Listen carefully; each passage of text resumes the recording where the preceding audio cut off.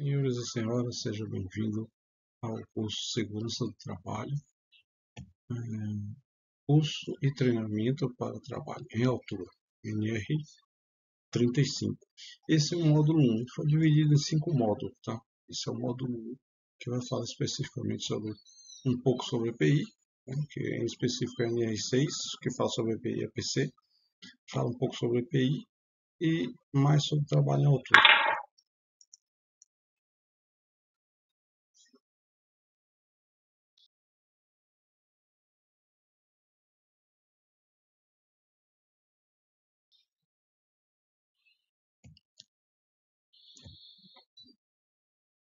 Bom, vamos dar essa minha apresentação aqui, tá? Eu sou técnico de segurança, eu trabalho desde 2011, trabalhei 2 anos para a Vale, trabalhei para outras empresas aqui em São Paulo também, né? Faço serviço autônomo para algumas empresas terceirizadas, meu escritório em casa, tá?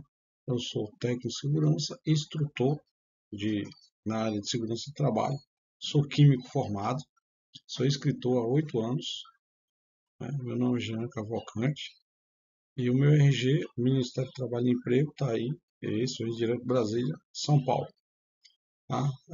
Fora isso, eu também sou eletricista e eletrotécnico. Por que eu estou falando isso? Porque eu não só tenho um leque de conhecimento como técnico, eu tenho um leque de conhecimento trabalhando na área, né? Como trabalho em altura e outros itens mais. Agora a gente está fazendo docência do ensino superior, do ensino técnico profissionalizante. Para quê? Para não ser só o técnico instrutor, a gente vai ser um docente também na área de segurança do trabalho e na área de química. Okay? NR35 e a sigla aí é o JC, Jean Cavalcante. Então vamos lá.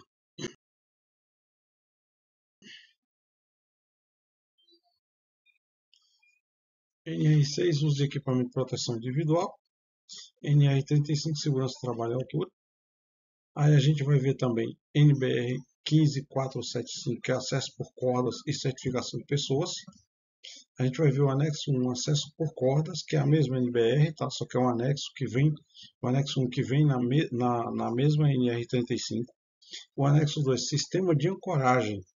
Então tem todo um trabalho de engenharia, tá? De engenharia de segurança do trabalho no sistema de ancoragem. A gente tem acesso por escadas, andaimes, elevadores, plataformas. A gente vai ver esse módulo também, vai explicar um pouquinho sobre cada um. E a gente vai ter noções básicas de primeiros socorros. É o último módulo, o quinto módulo, onde a gente vai aprender um pouco mais sobre as noções básicas de primeiros socorros. Eu fiz o curso socorrista, tanto de segurança do trabalho como fiz na Projeted, fiz o curso de brigada de incêndio avançada e tudo mais. A gente está sempre também se reciclando, fazendo curso para poder acompanhar aí as modificações, sentir na pele o que o pessoal passa. Bom, e tem mais uma habilidade chamada de soft skills e hard skills. Então, para ter um conhecimento maior, um leque maior de conhecimento, para poder ensinar também. Bom, indo para o próximo passo aqui.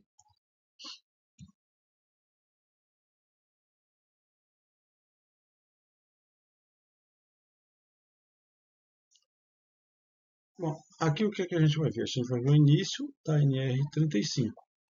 A NR35 é a segurança em trabalho em altura, né? O objetivo dela é NR35.1. O objetivo e o campo de aplicação. Qual é o objetivo dela e o campo de aplicação? Bom, para quem não sabe, na época que eu trabalhei na Vale, a NR35 não existia. Era um anexo da NR18, que era trabalho em altura. Como ela era muito simplificada, com o tempo agora em 2022, fizeram as reformas e revisões, em 2019 começou já, ele a comissão tripartite e tal e tudo mais, já elaboraram essa NR e separaram ela de lá. Ela não virou mais um anexo da NR18. Quem já foi técnico de segurança do trabalho agora mais recente, ele não sabe dessa história porque ele não acompanhou. Né? Mas é uma NR que ela foi feita com o tempo. Agora, eu acho que em 2019, acho que foi feita. Não estou bem lembrado. Esse curso aqui é um curso de 8 horas, sendo 4 horas práticas e 4 horas teóricas. Essas 4 horas práticas nesses 5 módulos, ele vai dar o conhecimento teórico para a pessoa aplicar na aula prática. Ele é um curso também, não só de ANR, mas ele também pode ser curso de reciclagem para quem já fez, e pode utilizar esse curso também para poder se atualizar na documentação. Tá, então 35.1.1 ele diz assim: o objetivo e campo de aplicação. Esta norma estabelece os requisitos mínimos e as medidas de proteção para o trabalho em altura, envolvendo o planejamento, a organização e a execução. Então ela tem 3 itens. Ó. O que é que ele envolve no trabalho em altura? Planejamento, tem que planejar como que eu vou trabalhar em altura, que tipo de serviço. A organização, tem que me organizar. E a execução, ou seja, o ato de fazer a tarefa. Tá? De forma a garantir a segurança e a saúde dos trabalhadores envolvidos, direta ou indiretamente, com esta atividade. Esse direta ou indiretamente com a atividade de trabalho em altura pode ser os trabalhadores que estão trabalhando em altura, os trabalhadores que estão abaixo. Os trabalhadores que estão trabalhando na altura e os trabalhadores que estão em volta, em torno. O que é em torno? Passou agora há pouco no jornal que a mulher estacionou um carro, mesmo com tapume, toda a área, a tela, desceu um monte de concreto e estourou o carro. A mulher não estava dentro do carro. Por quê? Porque o sistema de proteção, o equipamento de proteção coletiva que usa para se proteger quem está em torno, está envolvendo a pessoa. Esse concreto desceu de onde? De cima do prédio. Então ele desceu de um trabalho à altura em cima de um carro. Foi recente agora em janeiro de 2025, no dia 9 foi 10, passou essa reportagem. Por que eu estou usando? Estou usando isso como exemplo. Eu gosto de usar como exemplo histórias reais, coisas reais. Eu não gosto de colocar muita foto nem desenho que seja de terceiros, por causa de direitos autorais. Tá? Então, para ficar bem claro. Então, o que é direto ou indiretamente? Também pode ser terceirizado. Por exemplo, eu tenho um trabalho em altura, onde a empresa está trabalhando lá, mas eu estou prestando serviço num trabalho em altura, então eu sou indiretamente funcionário daquela empresa. Eu também estou envolvido. Então fica bem claro o que é trabalhar direta, é o cara que está com a mão na massa lá em cima, e indiretamente envolve os entornos, o equipamento de proteção coletiva, as pessoas que estão passando ao redor, as pessoas que estão embaixo trabalhando, fiscalizando a obra, e as empreiteiras também, que ela não trabalha, é contratada diretamente pela empresa, mas ela trabalha prestando serviço indiretamente, mas para a empresa.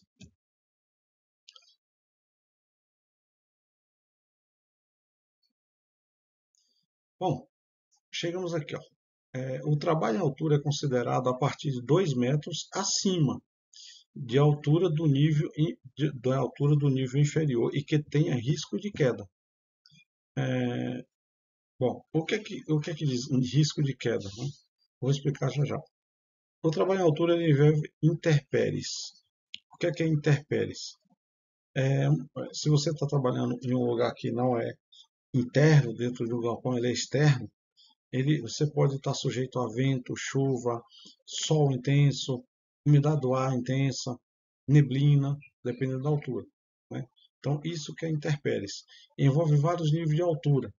Veja só, tem um conhecimento muito maior para poder dar o curso, só que isso aqui é um conhecimento de base. É um curso de 8 horas, onde é 4 horas teórica e 4 horas prática.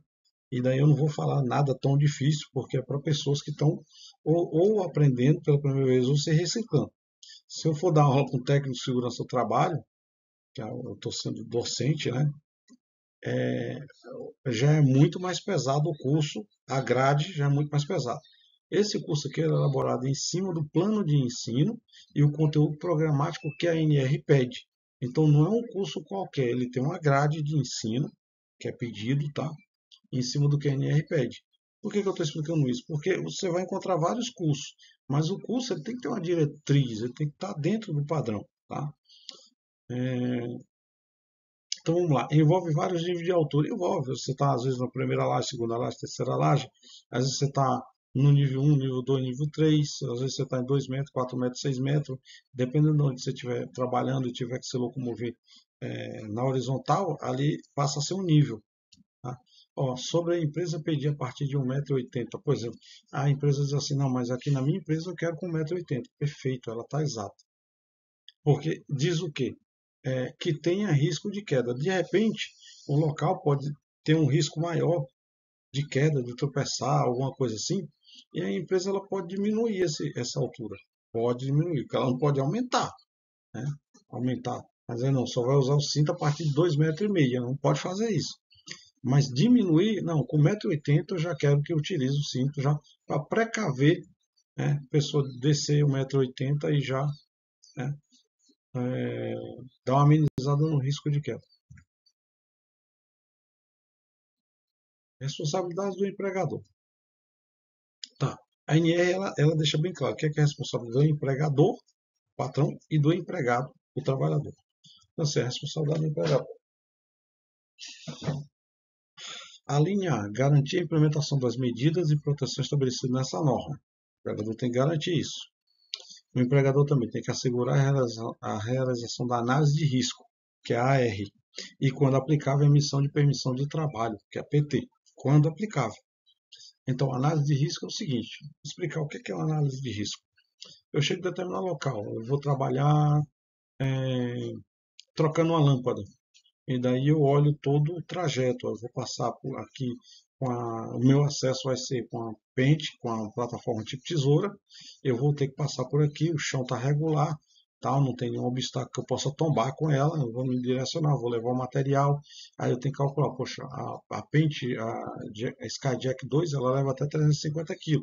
Eu tenho 80, eu vou subir com mais 100 kg, 180, está dentro do padrão. Posso subir com esse equipamento, não tem problema nenhum. Isso é analisar o risco. De repente eu vou nesse meio aí e tem uma tampa de uma fossa. Aí eu tenho que saber se aquela tampa da fossa, em cima do peso da minha máquina lá que vai passar, eu consigo passar ou ela vai quebrar e afundar comigo e tombar, né?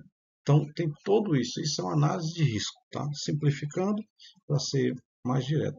E a PT é permissão para trabalho. Geralmente utilizam para trabalhar à altura. O modelo dela, geralmente as empresas têm agente como técnico de segurança, tem, às vezes cada empresa tem o seu próprio modelo que está dentro do padrão que está pedindo, tá? Tem isso também. Ah, não tem um modelo, a gente monta um modelo dentro do que é pedido, né? É, a responsabilidade do empregador é desenvolver procedimento operacional para as atividades rotineiras de trabalho em altura, assegurar a realização da avaliação prévia das condições do local de trabalho em altura pelo estudo, planejamento e implementação. A gente vai estudar o local, vai planejar e vai implementar essa sistemática para poder trabalhar. Das ações e dos momentos complementares de seguranças aplicáveis.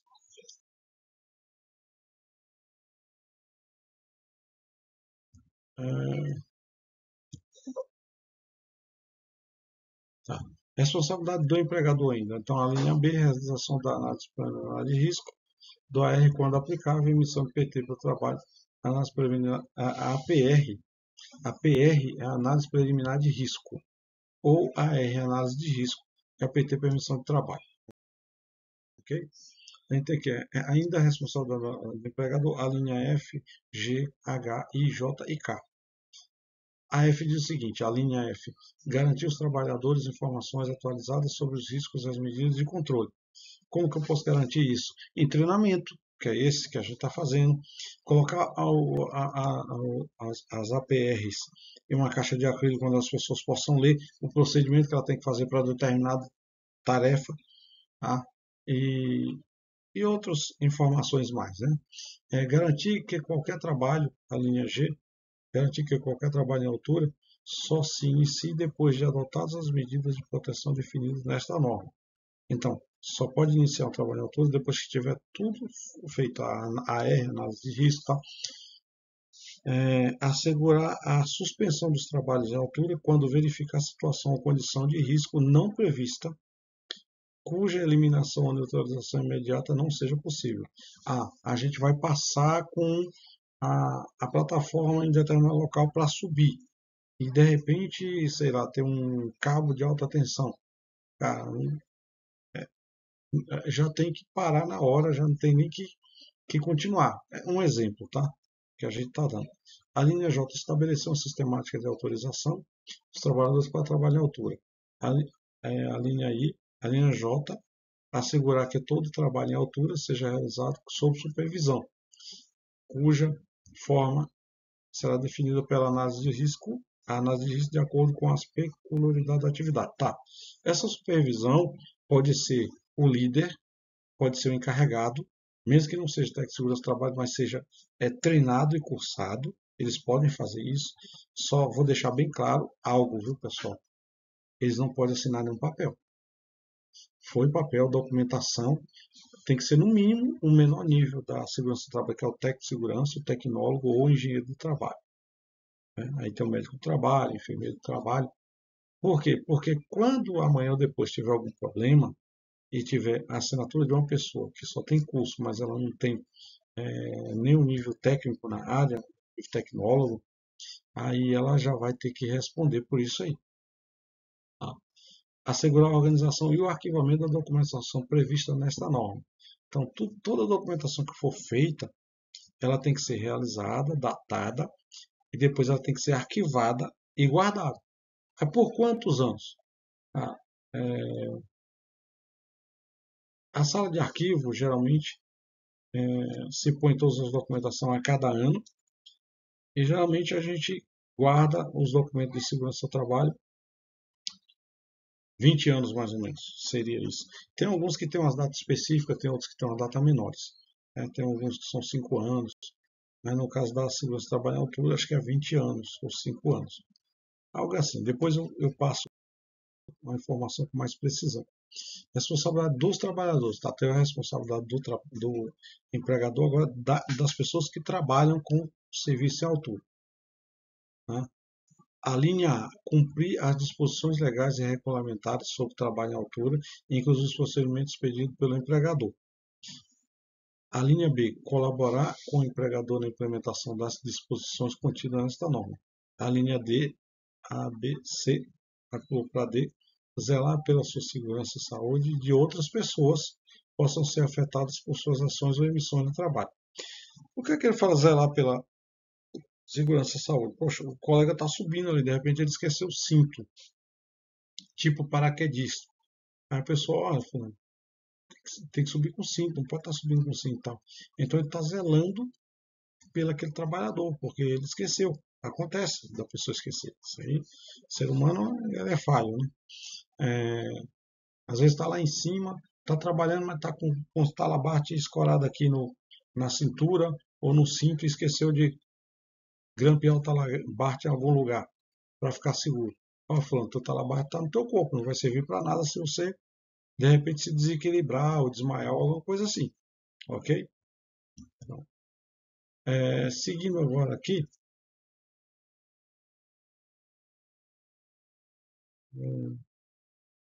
isso seria a situação de zelar, né, que a gente falou. Agora, quanto à capacitação, que é o 35.3, ele diz o seguinte: capacitação e treinamento. O item que a empresa é obrigada a capacitar, o item que a empresa é obrigada a capacitar o trabalhador está revogado. A empresa tem que pagar o curso de segurança de NR35? Não, foi revogado. Ou seja, é a obrigação do trabalhador, mas a empresa também pode promover capacitações se ela quiser. Por exemplo, o que, é que a empresa faz? É a obrigação do trabalhador. Pode dar, você tem NR35? Ah, tem, beleza. Daqui a 2 anos faz a reciclagem.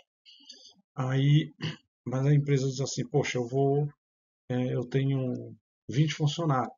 Eu vou contratar um técnico aqui, um engenheiro de segurança do trabalho, um tecnólogo de trabalho, e ele vai fazer o curso dos meus 20 funcionários trabalhar em altura. Vou deixar todos aptos.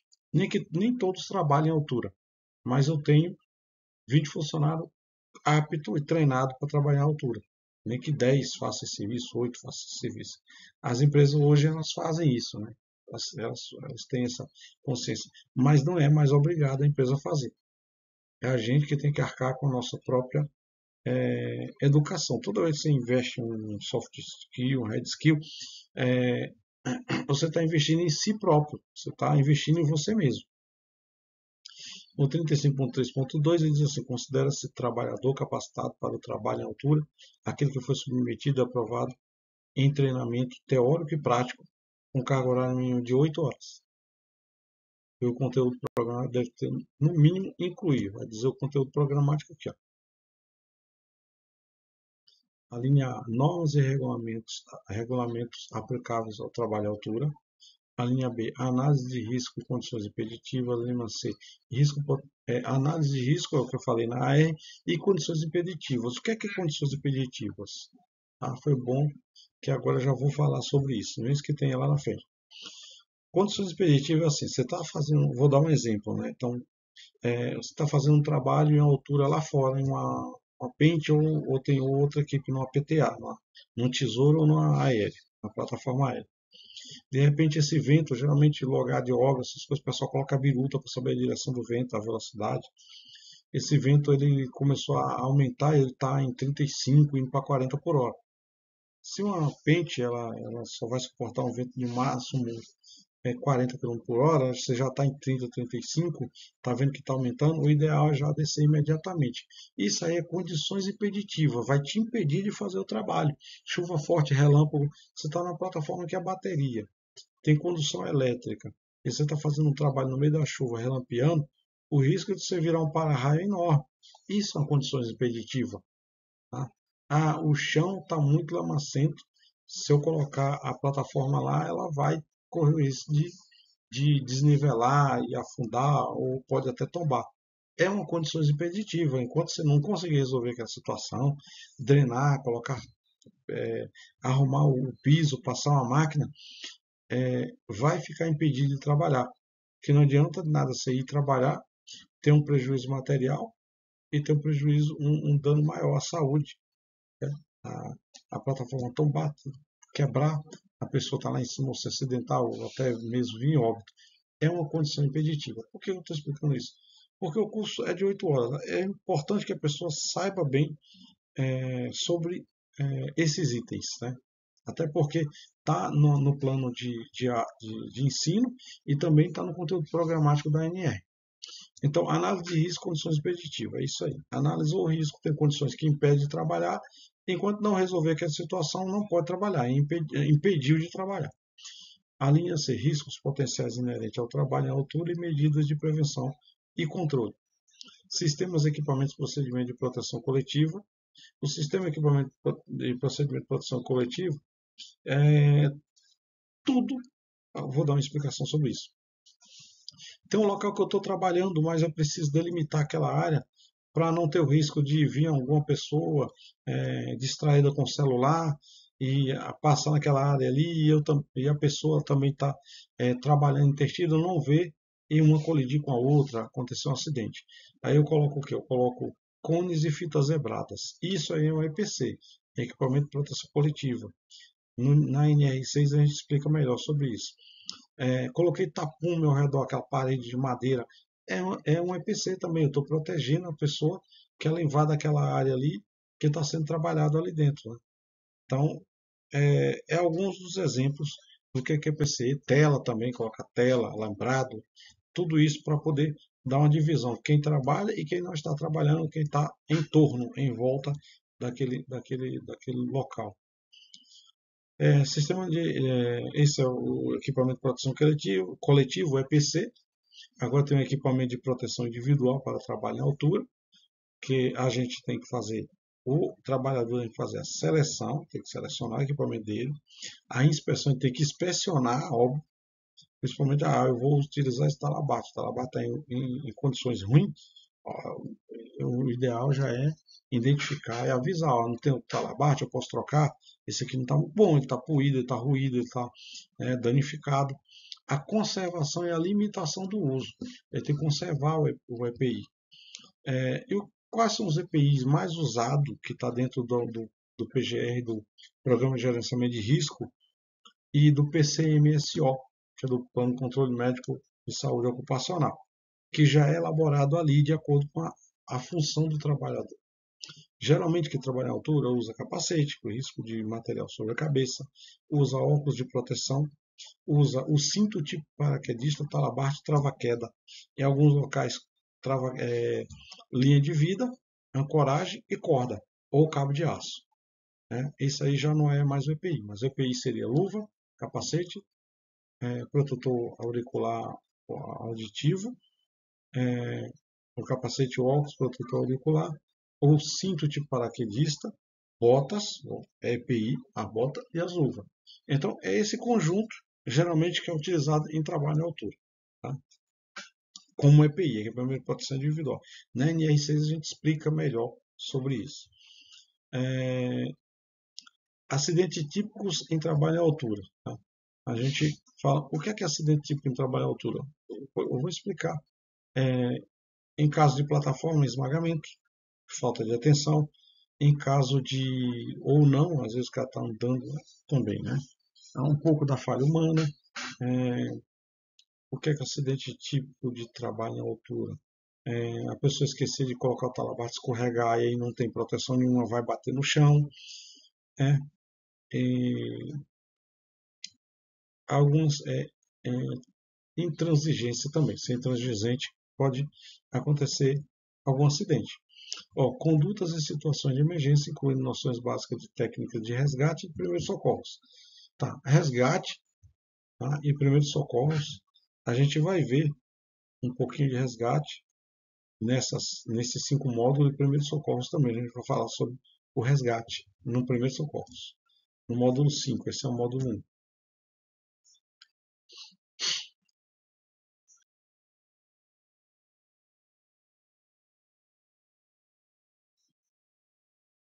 O treinamento periódico é bienal, ou seja, a cada 2 anos, deve ter carga horária mínima de 8 horas, conforme o conteúdo do programa definido pelo empregador. Um conteúdo programático definido pelo empregador, mas eu tenho a definição da NR, tá? Trabalho em cima dela.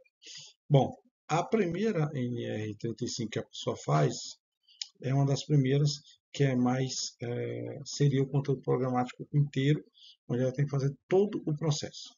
Já a reciclagem, que é a cada 2 anos, ela precisa passar pelo processo de reciclagem para poder não esquecer e lembrar de alguns itens. Okay?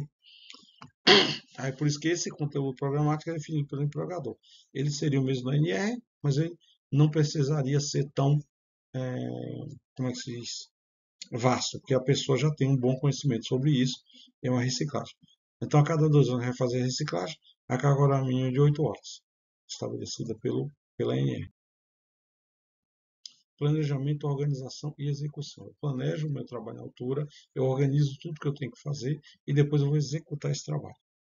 O item 4, né, da NR35. Então, eu venho aqui. Ó.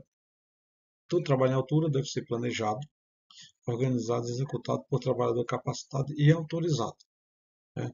Primeiro, você tem que estar capacitado e segundo, a empresa tem que te autorizar. Você vai trabalhar naquele serviço em altura ali, na manutenção, por exemplo. Você vai trabalhar no setor de logística fazendo o inventário em altura. Você vai trabalhar lá fora no galpão, na construção. Você vai trabalhar na edificação. Ele tem que ser capacitado e autorizado pela empresa. Eu tenho curso de trabalho em altura, mas a empresa não me autorizou a trabalhar em altura, eu não posso trabalhar em altura. A partir do momento que ela disser assim, ó, você vai fazer tal tarefa. Considera-se trabalhador autorizado para trabalhar em altura aquele capacitado cujo estado de saúde foi avaliado tendo sido considerado apto para executar essa atividade que possua anuência na forma da empresa. Ok? Bom, veja só. Quando você vai fazer o exame médico, o ASO, o atestado de saúde ocupacional, o PCMSO que monta todos esse amnias e essa documentação, e assim, vai trabalhar em altura, o médico do trabalho ele já vai colocar especificamente os exames para aquela pessoa que vai trabalhar naquela área. Por quê? Só explicando um pouquinho aqui. Por exemplo, o que é que a gente sabe sobre isso? Não é o que a gente é autorizado, porque o médico do trabalho tem mais conhecimento. Mas, tipo assim, a pessoa tem problema de pressão baixa, ele está trabalhando em altura. A primeira coisa que se fazem lá é aferir a pressão da pessoa. A pressão é baixa, mas não cai com frequência. A pressão é boa, a pressão é um pouquinho alta, né? Então, a pessoa tem síncope, tem problema de desmaio, apaga do nada.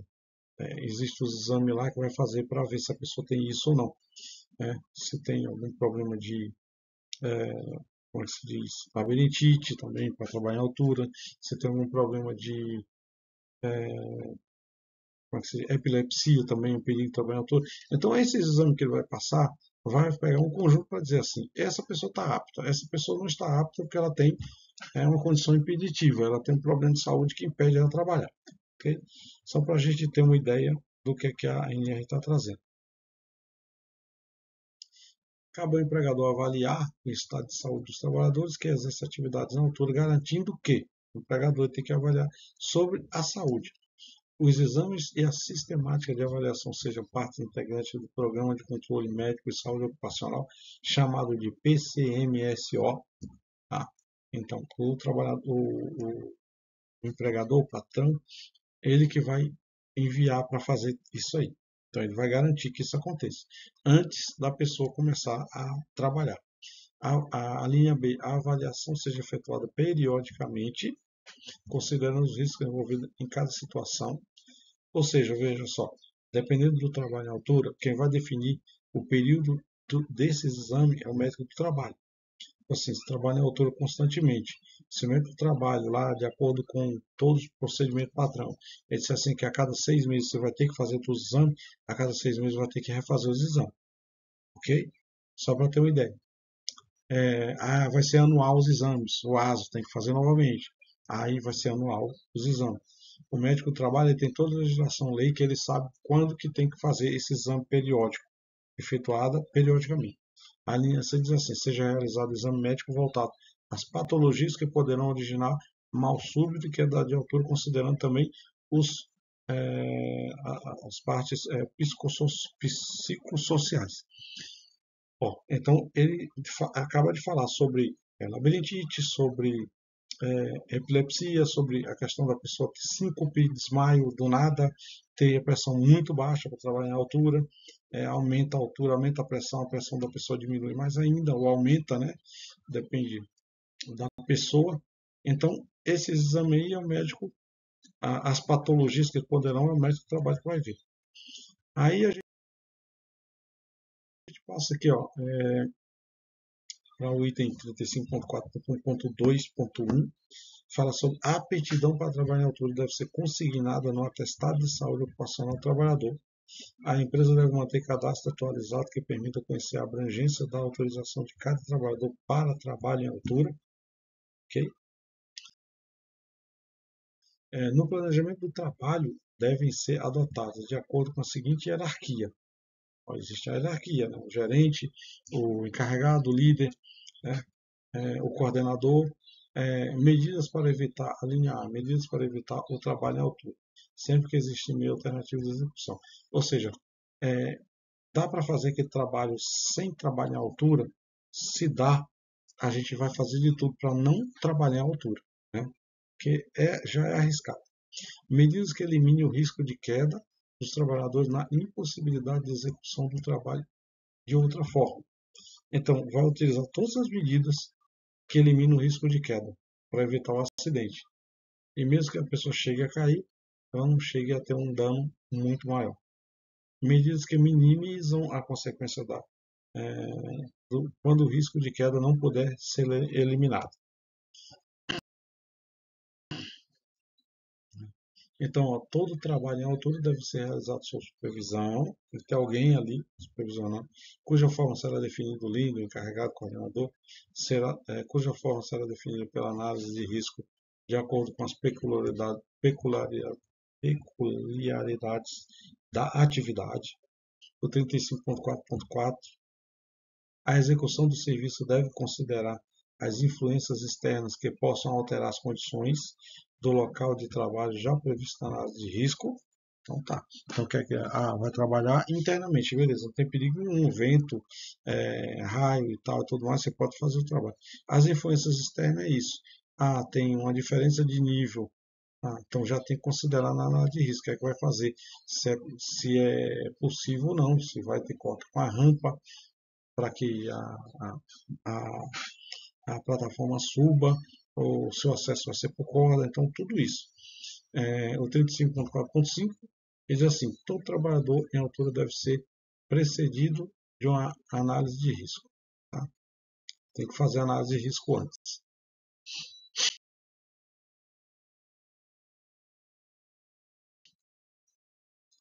Bom, no próximo item aqui, 35.4.5.1, ele diz o seguinte: a análise de risco deve, além dos riscos inerentes ao trabalho em altura, considerar. Então, além dos riscos inerentes ao trabalho em altura que está envolvido, ela deve considerar o seguinte: o local em que os serviços serão executados e o seu entorno. Entorno é ao redor do trabalho. Tá? Então, ela deve envolver isso aí também.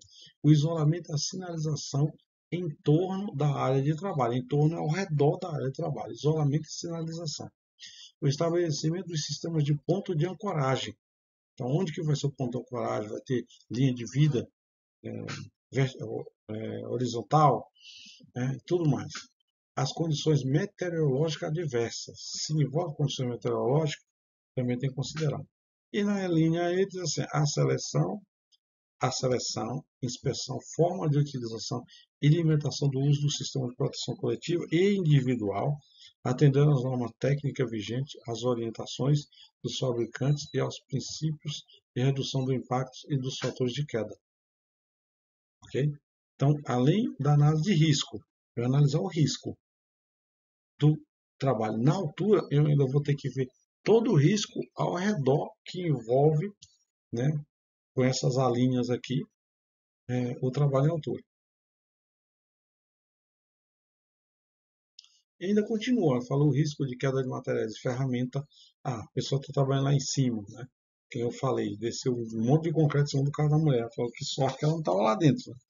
Aí, de repente, desce alguma ferramenta lá de cima, uma pedra, um pedregulho, então tem que avaliar esse risco de queda de materiais e fazer algo que faça com que esse risco não aconteça, e mesmo que aconteça, tenha vários itens que vai amenizar o acidente, o incidente ou acidente. Os trabalhos simultâneos que apresentem riscos específicos, esses trabalhos simultâneos que apresentem riscos específicos, são vários trabalhos. O atendimento aos requisitos de segurança e saúde contidos nas demais normas regulamentadoras, atendimento e aos requisitos de segurança. Os riscos adicionais são riscos extras, que vai estar lá. As condições impeditivas que eu expliquei, que é quando não dá para você fazer porque tem algo que impede. As situações de emergência e o planejamento do resgate e primeiros socorros. Isso aí vai estar no PGR, tá? No PGR vai estar todo, vai ter um mapa de risco, dependendo do local, vai estar no PGR também e no procedimento que a empresa tem que passar para a pessoa, no treinamento, o planejamento, o resgate, a emergência, os primeiros socorros, até o ponto de a evacuação e o primeiro socorros que ele fala, do resgate e os primeiros socorros, de forma a reduzir o tempo da suspensão inerte do trabalho, ou seja, para reduzir o tempo da suspensão que está lá em cima inerte do trabalho. A necessidade de sistema de comunicação. Por exemplo, eu estou lá em cima, preciso me comunicar, preciso de um trabalho. Eu posso utilizar um rádio? Pode, usa um radinho amador. Manda tal material aqui para cima que eu vou ficar aqui em cima enquanto o material sobe e desce no sistema de elevador, alguma coisa assim. A necessidade de sistema de comunicação, eu acabei de falar. A forma de supervisão, ou seja, quem é que vai supervisionar isso, a capacitação dele, quem é que está incumbido a desenvolver aquela supervisão ali. Supervisional. Né? O 35.4.6 diz assim: para atividades rotineiras de trabalho em altura e análise de risco pode estar contemplada no respectivo procedimento operacional. Ele fala PROs, são procedimentos de rotina operacional. Esses PROs, né, que a gente faz em cima da APR, São as pessoas que fazem a APR, pega essas APR das tarefas das pessoas e faz esse procedimento de rotina. Alguns falam procedimento de rotina, outros procedimento de rotina operacional. Quando eu trabalhei na Vale, a gente chamava de PRO, que era procedimentos e rotinas operacionais. Agora, aqui no estado de São Paulo, existe o que chama-se de ITs, que são instruções de trabalho, ou instrução ao trabalho. Eu posso pegar um PRO desse e transformar em IT? Posso. Né? Um IT, só que a IT ela tem um item mais interessante. Ela tem que ter, por exemplo, a primeira IT ela foi feita tal data, tal dia, tal hora. Aí passou-se 3, 4, 5 meses, eu precisei mexer na CT, eu precisei colocar algo lá que tinha que colocar, ou foi esquecido, ou tive que atualizar ela, aí ela vai ter a data da atualização. Atualização, tal, com tanto, aí a gente tem, nessas datas que vai ser datado, a gente tem um histórico de quanto tempo a gente foi redatando, mexendo naquele, fazendo a, as APR, né, os procedimentos de rotina, e colocando lá as atualizações, o que é que mudou, o que é que aumentou, qual foi a intensidade que teve que colocar mais itens ali e fazer mais data de atualização. Então, o interessante das ITs é isso, né? O procedimento de rotina vai ficar um papel, ele pode ficar no acrílico, uma apostila, onde a pessoa vai poder ler isso aí. Eu gosto de ler isso aí. Lá na empresa onde eu trabalho mesmo, já li tudo. Quando tem 5 minutinhos, eu sento ali no escritório e mando brasa. Eu leio tudo. Por que eu leio tudo? Porque se você gosta de ler também e você está dentro do assunto, se acontece algum imprevisto, você automaticamente, só pela questão de você ter lido, você já vai ter uma resposta imediata, né? O corpo ele tem que ser treinado para aquilo, tanto fisicamente como mentalmente. Se você diz assim, começou a incendiar, incêndio de eletricidade, o que é que eu vou fazer? Eu vou direto para o disjuntor geral. Mas se você sabe onde o disjuntor geral fica, se você não sabe, vai complicar. Você vai ficar correndo para cima e para baixo procurando onde é que é o disjuntor, na hora que você já estava treinado fisicamente e psicologicamente para ir direto e resolver, cortar aquela corrente ali, resolver aquela situação. Não deixar se propagar, piorar. Então é interessante isso. Né? Ah, mas eu não gosto de ler. Pede para outra pessoa ler. Hoje em dia tem aplicativo que lê para você. Né? Hoje em dia, não gostar de ler não é mais desculpa. Eu coloco um aplicativo lá, o aplicativo lê, a inteligência artificial lê o documento para você. Aí eu puxo ele aqui e a inteligência lê para mim. O celular lê para mim. Né? Então, é importante que se faça isso. Né? Que se tenha esse hábito.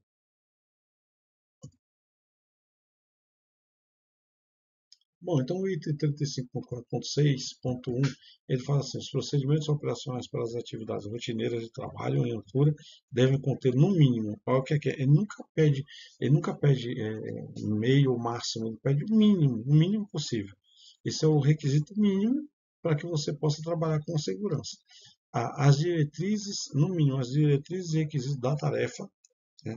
Quais são as direções e requisitos que a tarefa vai ser executada, as orientações administrativas, o administrativo vai ter que orientar, o detalhamento da tarefa, como que vai ser feita aquela tarefa, o detalhe, as medidas de controle dos riscos, características, a rotina, quais são as medidas de controle que eu vou utilizar para que determinado incidente ou acidente não aconteça, as condições impeditivas, né? Como que eu vou proceder se acontecer alguma condição impeditiva, de repente começa a ventar muito forte, como que eu vou proceder? Vai ter que estar lá.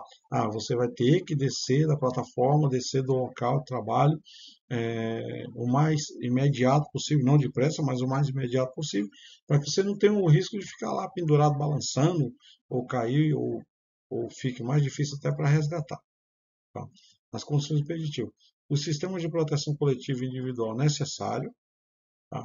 Ou seja, o sistema de proteção coletiva, que é o EPC, e individual, que é o EPI, necessário. Então, vai ter que estar dentro do procedimento que é que tem aquilo ali. Volto a dizer que o PGR tem, né, e o PCMCO também. As competências e responsabilidade. Só que essas informações são passadas no PRO, tá? Na análise de risco e na tarefa, a empresa já diz, ó, ela já tem um quadrinho lá, o que é que você tem que usar? Isso, capacete, luva, óculos, isso, tá? Aqui, ó, as atividades de trabalho em altura não rotineiras, que não são rotina, não é todo dia, todo dia, todo dia, devem ser previamente autorizadas mediante permissão de trabalho. Ou seja, só para explicar, todo dia eu pego uma plataforma e vou fazer um inventário. Ela é rotineira, ela vai ter um padrão para que eu faça ela. Ah, mas de repente eu vou fazer algo diferente. Eu vou ter que trocar as lâmpadas, sei lá, ou fazer. Só um exemplo, tá? Eu tenho só que subir lá e desenroscar. Ela não é rotineira, isso aí é feito quando a lâmpada queima, 1 ano, 2 anos, 3 anos, 1 mês, 2 meses. Ela não é rotineira. Então deve ser feita previamente, autorizadas mediante permissão de trabalho. Aí tem que emitir um APT, uma permissão de trabalho. Porque não é rotina, não está no PRO. Ok? Só para deixar bem explicado. Para as atividades não rotineiras, as medidas de controle devem ser evidenciadas na análise de risco e na permissão de trabalho. Então, não é rotineira, não é rotina, eu tenho que fazer uma análise de risco sobre ela e emitir um APT. Aí que eu emito o APT. Tá? A permissão de trabalho deve ser emitida, aprovada responsável pela autorização da permissão, disponibilizada no local da execução da atividade ao final, né, deve ser encerrada e arquivada de forma a permitir a sua rastreabilidade. Como assim sua rastreabilidade? Ou seja, você terminou tal, tal, pegou aquela documentação, arquivou ela, então eu quero saber há tantos anos atrás, do ano 2020, o que é que foi feito? Eu vou pegar a pasta arquivo 2020 e vou lá. Tem os trabalhos de rotina aqui, as AR, mas aí teve, durante esse ano, teve várias manutenções e teve é, várias atividades não rotineiras. E vai estar tudo registrado lá. Isso é a rastreabilidade, então como rastrear.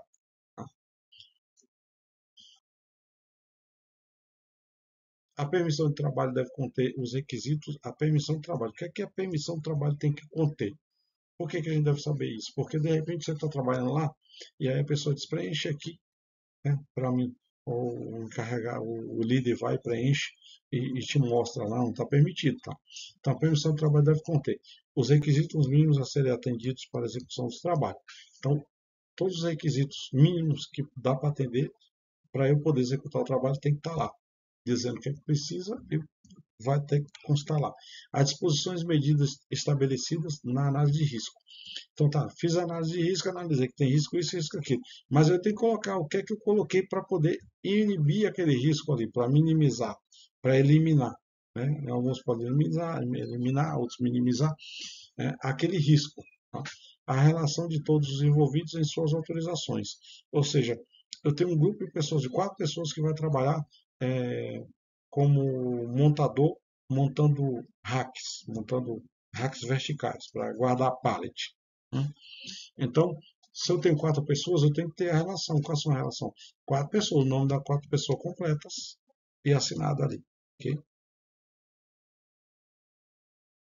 Aí, continuar. A permissão de trabalho deve ter validade mínima, deve ter a validade limitada, a duração da atividade restrita ao turno de trabalho, podendo ser reavaliada pelo responsável pela aprovação nas situações em que não aconteçam mudanças nas condições estabelecidas ou na equipe de trabalho. Ou seja, eu emiti um PT para um trabalho que não é rotina. Na rotina eu já tenho as ITs, eu tenho PRO. Emiti uma permissão de trabalho. Né? Então, geralmente essa permissão de trabalho está restrita ao turno de trabalho. Qual é o meu turno de trabalho? É 8 horas de trabalho? É 9 horas de trabalho? Tá, ela vai estar restrita àquele turno. Mas assim, aí no outro dia, por exemplo, eu fiz um acesso por andame para poder trabalhar em determinada altura. Eu coloquei escada em andame, que andame dá para montar escada e tal. E aí, no dia seguinte, eu tenho que fazer uma análise de risco, olhar se está tudo ok, se não foi mexido, se alguém não tirou andame, se alguém tirou escora. Óbvio que se tirar pode acontecer um incidente ou um acidente. E aí eu emito de novo um APT com aquela horário. A validade limitada à duração da atividade, restrita ao turno de trabalho. A atividade que eu vou fazer só é 4 horas, tá? Eu posso colocar a validade de 4 horas, que é o tempo que eu vou fazer, 5 horas, que é o tempo que eu vou executar, se tiver algum atraso. Tá? Só que assim, o ideal é que no dia seguinte se emita outro APT. Tá? Não colocar um APT para uma semana inteira, porque vai que no meio desse processo aí acontece algo, alguém vai lá e tira algum material daquilo ali, e aí a pessoa vem, não faz uma análise de risco, né, e acaba acontecendo um acidente. Isso é importante a gente saber, porque o que é trabalho rotineiro, que vai estar no PRO, na análise de risco, todo dia é aquele mesmo trabalho, é uma rotina, e o que é um trabalho não rotineiro, que eu expliquei, né, que vai ter que emitir essa PT que tem uma validade restrita ao seu turno de trabalho. Tá? E a equipe que estava um turno se mudou. Bom, eu tinha 4 pessoas que eram ontem, hoje vai ser só 3. Ah, então tem que ser refeito, tem que ser atualizado. Ah, mas amanhã eu vou precisar de mais um para subir desse material. São 5. Eu tenho que atualizar a PT. Tá? Encerrando o trabalho da PT agora vamos ver 35.5.1. É obrigatória a utilização de sistema de proteção contra quedas sempre que não for possível evitar o trabalho em altura. Não tem como eu fazer o trabalho sem ser em altura. Beleza. Eu sou obrigado a utilizar o sistema de proteção contra quedas. Tá? Agora vai falar um monte sobre o sistema de proteção contra quedas. O sistema de proteção contra quedas o que é que ele deve fazer? Ele deve ser adequado à tarefa a ser executada, ser selecionado de acordo com a análise de risco, considerando, além dos riscos que o trabalhador está exposto, os riscos adicionais a mais, ser selecionado por um profissional qualificado em segurança do trabalho, ser selecionado por um profissional qualificado na área de segurança do trabalho, ter resistência para suportar a força máxima aplicável prevista quando de uma queda, ou seja, houve uma queda, mas não teve resistência suficiente, o que, é que vai acontecer? Não vai impedir a queda, a pessoa não vai ficar pendurado ou material. Então, tem que ter essa resistência suficiente para impedir. Atender às normas técnicas nacionais ou, na sua inexistência, as normas internacionais aplicáveis. Toda norma que é feita nacional, quando ela não tem uma, uma norma, a gente vai buscar as normas internacionais que ela vai ter. Ter todos os seus elementos compatíveis submetidos a um sistema de isolamento, alguma coisa assim. Tá? A seleção do sistema de proteção contra quedas deve considerar a utilização, a linha A, de sistema de proteção coletivo contra quedas. O sistema de proteção coletivo contra quedas é o SPCQ, tá? E sistema de proteção individual contra quedas. O sistema de proteção individual contra quedas é o SPIQ, né? O coletivo é SPCQ e o sistema de proteção individual contra quedas é o SPIQ. Nas seguintes situações. A linha B.1, na impossibilidade de adoção do SPCQ, tá? A linha B.2, sempre que o SPCQ não ofereça completa proteção contra os riscos de queda, e a linha B.3 para atender situações de emergência. Tá? Então, até para atender uma situação de emergência, tem que ter um SPCQ. O SPIQ, que é o Sistema de Proteção Individual contra a Queda, pode ser de restrição de movimentação de retenção de queda. Eu restringo a minha movimentação e também tenho uma retenção contra a queda. Se eu cair, eu vou ficar pendurado. E de posicionamento no trabalho de acesso por cordas, que é um anexo, tá, da NR35. O SPIQ é constituído dos seguintes elementos: sistema de ancoragem, elemento de ligação. Então, o SPIQ, que é o sistema de proteção individual contra a queda, ele vai ter o sistema de ancoragem, que é para ancorar, ele vai ter elemento de ligação, onde eu posso interligar um no outro, e equipamento de proteção individual, que são os EPIs. Tá? Aqui, ó, sistema de proteção contra quedas. Eu vou colocar uma foto aqui, que isso aqui é do grupo parceiro, do blog parceiro, tá? Do NR35. Ele mostra aqui, ó, SPIQ constituído dos seguintes elementos. Elemento de ligação, tá ali onde tem o talabarte, o trava-queda travado. Sistema de ancoragem, tá lá onde eu ancoro lá o meu trava-quedas, né? Que aí ele delimita a minha movimentação e trava a minha queda, o meu corpo para não ir para frente. É equipamento de proteção individual, que é o cinto tipo paraquedista. Então, eu trouxe essa foto aí, tá, do blog Parceiros, lá de Segurança do Trabalho. para poder exemplificar bem.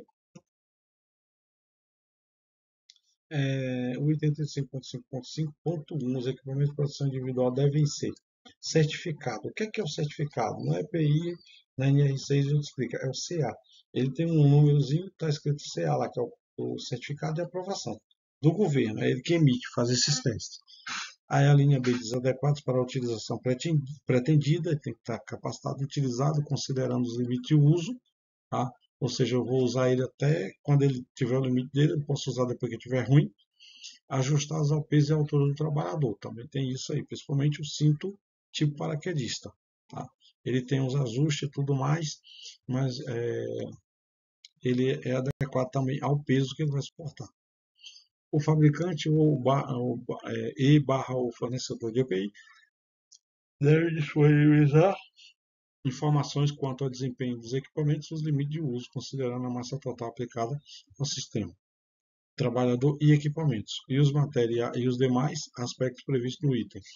Tá, só assim, ó, a gente fala sobre disponibilizar informações quanto ao desempenho dos equipamentos e o limite de uso, considerando a massa total aplicada ao sistema. Tá?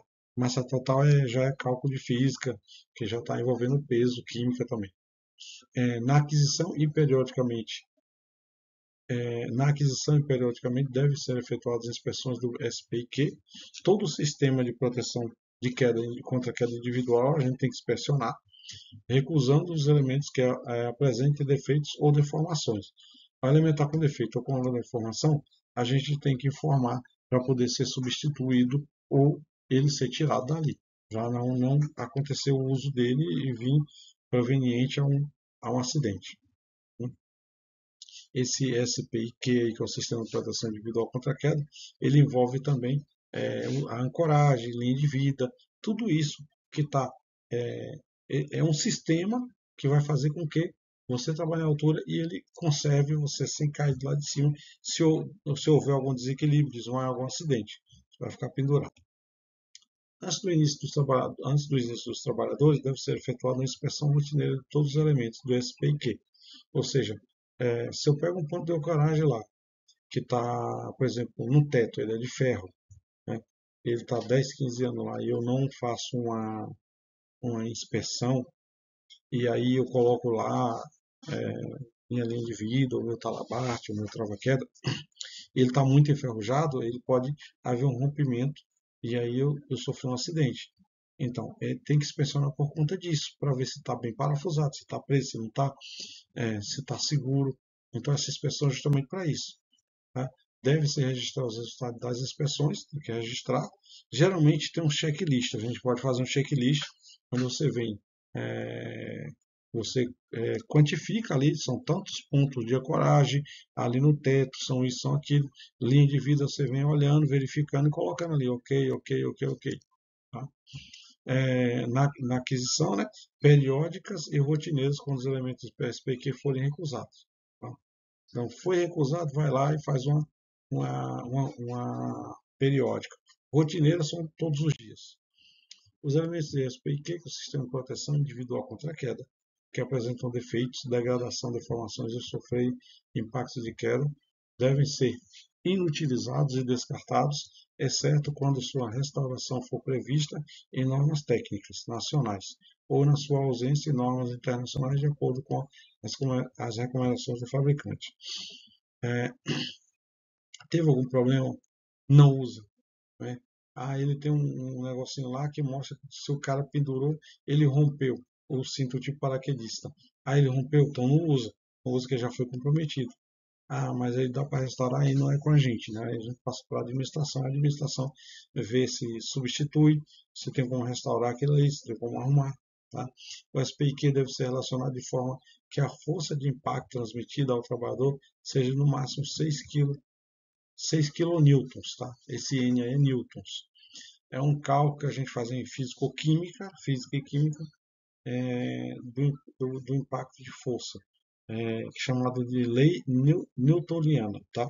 6 kilonewtons, que é a medida de joules e tudo mais.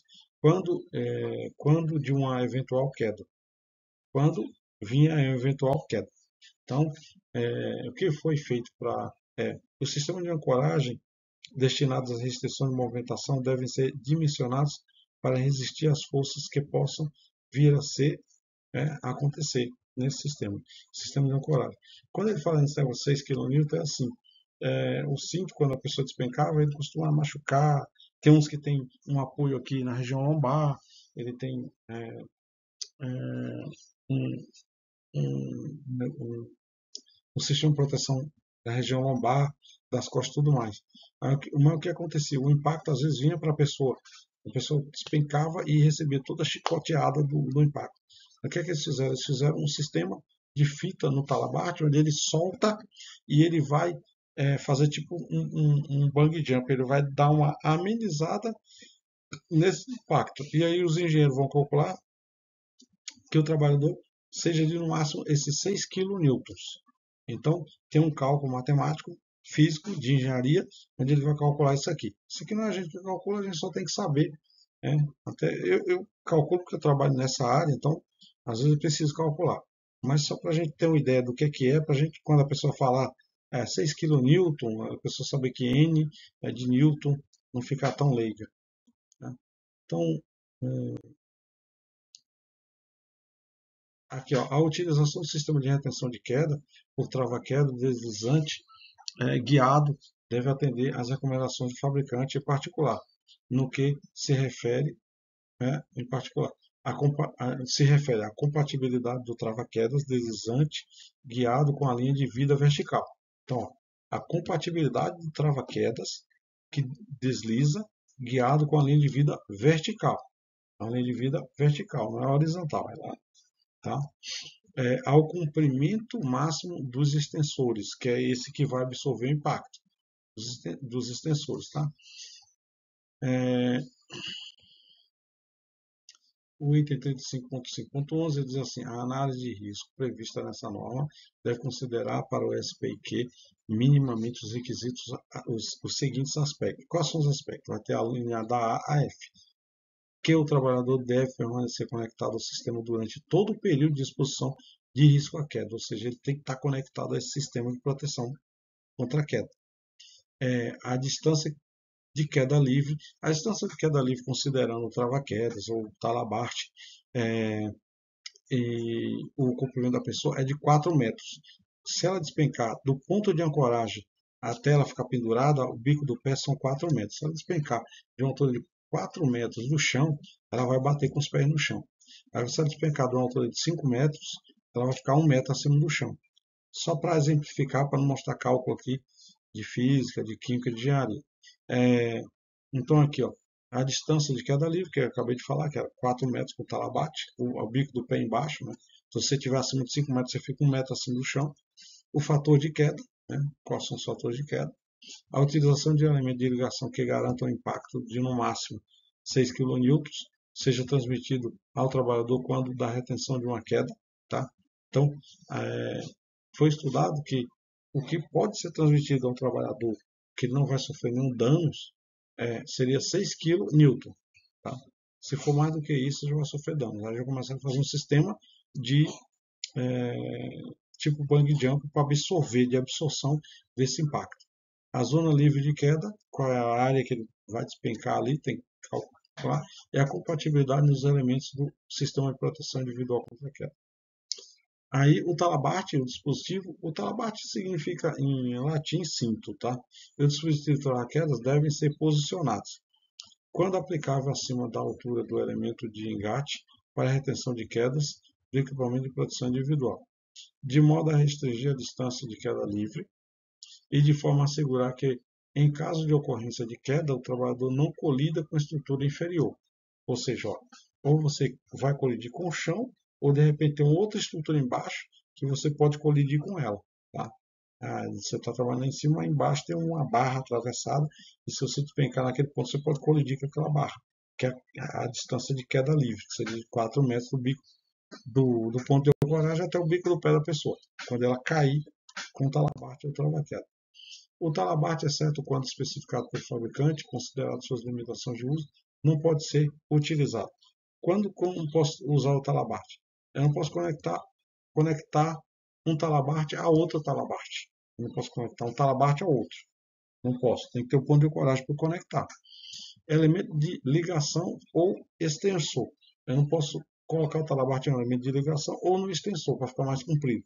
Porque daí todo aquele cálculo de 6 kN vai, não vai valer de nada, né? Eu vou aumentar a sua queda dali para baixo. Ó, com o nó ou laço, eu não posso conectar ou amarrar. Eu peguei o talabarte, dei um nó e passei o talabarte. Né? Então, como que eu posso? Eu posso pegar um talabarte e conectar no outro assim? Não. Mas eu posso pegar um talabarte, vou dar em volta e conectar ele na própria fita dele. Ali. Ele ficar aqui na própria fita dele, conectado. Eu não dei nenhum nó, nenhum laço, mas ele vai estar preso.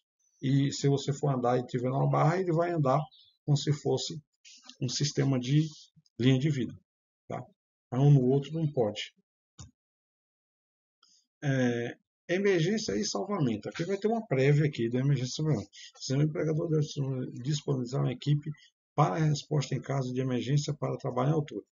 Algumas empresas elas têm equipe de brigadista com curso de brigada avançada, onde esse pessoal é treinado como socorrista, resgate e contra-incêndio. Ele tem esse treinamento triplo. Tá? Eu fiz isso aí lá em Projeted, aqui em Jarelu, esse curso. É um baita de um curso, muito bom. O empregador deve disponibilizar a equipe de resposta em caso de emergência para trabalhar em altura, tá? Que é no caso de emergência e salvamento. Geralmente vai ter um procedimento lá, o que, é que a pessoa tem que fazer, né? E as pessoas que estão autorizadas a fazer a evacuação da área, o resgate das pessoas, o combate contra incêndio. A equipe pode ser própria da empresa, pode capacitar essas pessoas, externa, pode ser de fora, do lado, ou composta pelos próprios trabalhadores que executam o trabalho em altura, em função das características das atividades. Né? Porque o corpo de bombeiros vai chegar depois, quando funcionar. Então, nem sempre que acontece o problema, às vezes o corpo de bombeiros não está nem lá, coitado, ele está socorrendo outras pessoas. Porque não socorre em empresas, socorre acidente de trânsito, socorre acidente de empresa, socorre inúmeras e diversas socorros que eles fazem.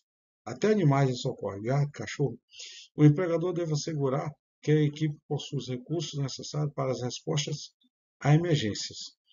Como assim o empregador deve assegurar que a equipe possui os recursos necessários?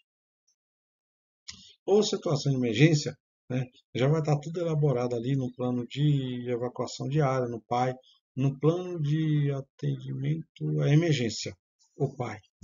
Já vai estar tudo ali. Né? É o que vai assegurar todo aquele procedimento lá que o pessoal treina. As ações de resposta às emergências que envolvam o trabalho em altura devem constar do plano de emergência da empresa.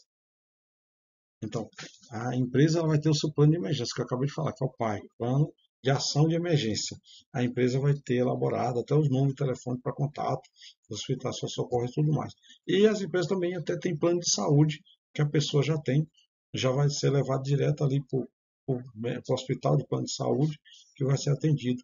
Já tem até, ó, aconteceu um acidente, já vai levar direto lá para. Eu não vou fazer propaganda, né? Mas a Unimed é uma das mais requisitadas no Brasil como plano de saúde para a empresa. Né? Tem outras também. As pessoas responsáveis pela execução das medidas de salvamento devem estar capacitadas a executar o resgate, prestar primeiros socorros e possuir aptidão física e mental compatível com a atividade a desempenhar. Olha, muito interessante isso aqui. Como eu sou psiquiatra bíblico, eu sou psiquiatra com CRM, tá? Eu sou psiquiatra bíblico. As pessoas responsáveis pela execução das medidas de salvamento devem estar capacitadas a executar o resgate, prestar primeiros socorros e possuir aptidão física e mental compatível com a atividade a desempenhar. O que é aptidão física? Por exemplo, a pessoa está apta fisicamente, tá? O que é aptidão mental? Compatível com a atividade a desempenhar. É assim, se a pessoa está com problema de burnout, que nem eu tive lá numa palestra, e o capitão do Corpo Bombeiro falou, ó, eu pirei o cabeção, fiquei com burnout, fui afastado por mais de 6 meses da minha função. Por quê? Porque ele teve uma estafa física e psicológica onde ele pira realmente mesmo. Então, uma pessoa que está nesse procedimento e ele não foi reabilitado, ela não pode estar desempenhando essa função. Porque em vez de salvar, vai criar mais problema ainda. Tá? por exemplo, a pessoa que tem problema psicossomático, vamos falar, tipo, a pessoa que tem problema, eu falo lá, tem um nomezinho científico, não lembro na hora, nem é bom falar, mas a pessoa tem esse problema mental, bipolaridade, outras coisas mais, comportamento é, de uma hora de um jeito, outra hora de outro, uma hora é agressivo, outra hora é calmo. Isso é bipolaridade, personalidade dupla. Né? Lá no Coringa é chamado dois caras. Tá? Uma hora é uma pessoa, outra hora é outra. Às vezes tem até três ou mais. É, não pode, tem que ser afastado da função. Tá? E existe uma lei federal que, se acontecer alguma coisa e estiver nessa situação após o exame, o responsável legal imediato seria o dono, o CEO, o CEO da empresa, ou o gerente. Ele vai ser chamado na hora, intimado, e talvez até preso, vai ter que pagar advogado e pagar os corpos. Para colocar, para responder processo em liberdade. Porque é complicado você trabalhar nessa situação. É uma situação que a pessoa, no seu senso comum, no seu senso de bem-estar, já é difícil ela lidar com situações onde acontece um acidente. Tem pessoas que não podem ver sangue. Ela vê sangue, ela entra em pânico, ela começa a gritar, ela desmaia, entendeu? Então, essa pessoa que tem esse tipo de pânico, é um pânico, seria um transtorno, ela não pode estar num cenário desse tipo, a não ser que ela seja reabilitada, passe por um treinamento, um condicionamento, onde ela consiga lidar com essa situação. Bom, falando psicologicamente, é exatamente isso aqui que a NR relata.